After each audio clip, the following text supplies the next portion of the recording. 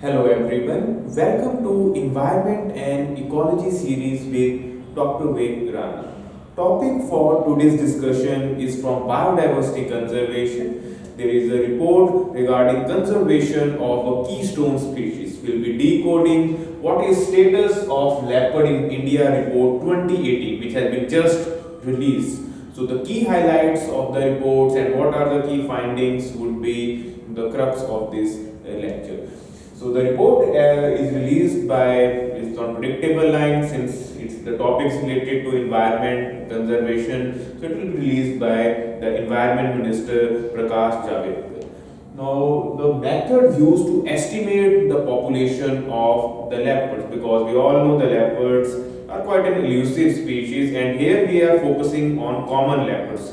Make sure you don't confuse it with the snow leopards. Snow leopards is a totally distinct species, even though they all are belonging to big cat family. So the camera trapping method, which has been a common method these days to estimate the population, which was also used in the recent tiger count, was relied upon, and now the data is available with us. So they estimated this leopard count from 2014 to 2018. Trends have been compared in the findings, and in 2014 when the last count was there, we had seen the trend that there were almost 8,000 leopards.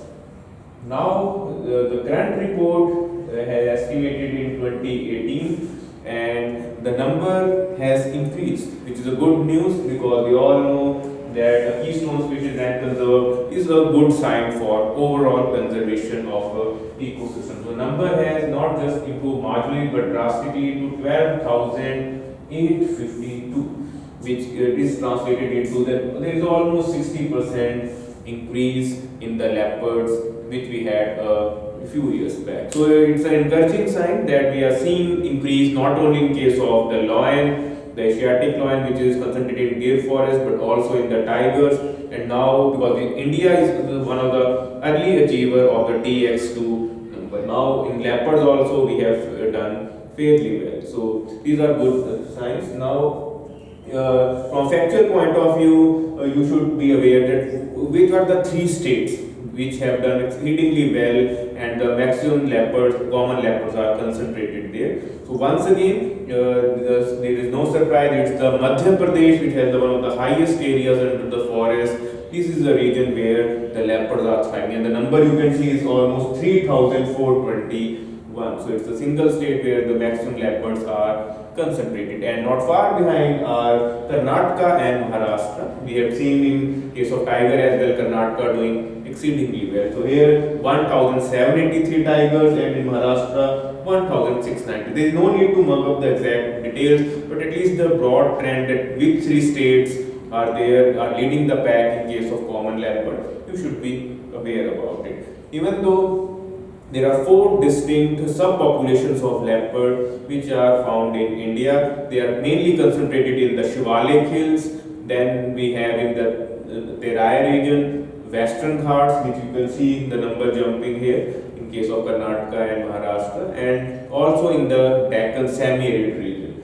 So these are the four regions where you will find the common leopard, because there could be a factual statement that where are the common distinct subpopulations of the common leopard found.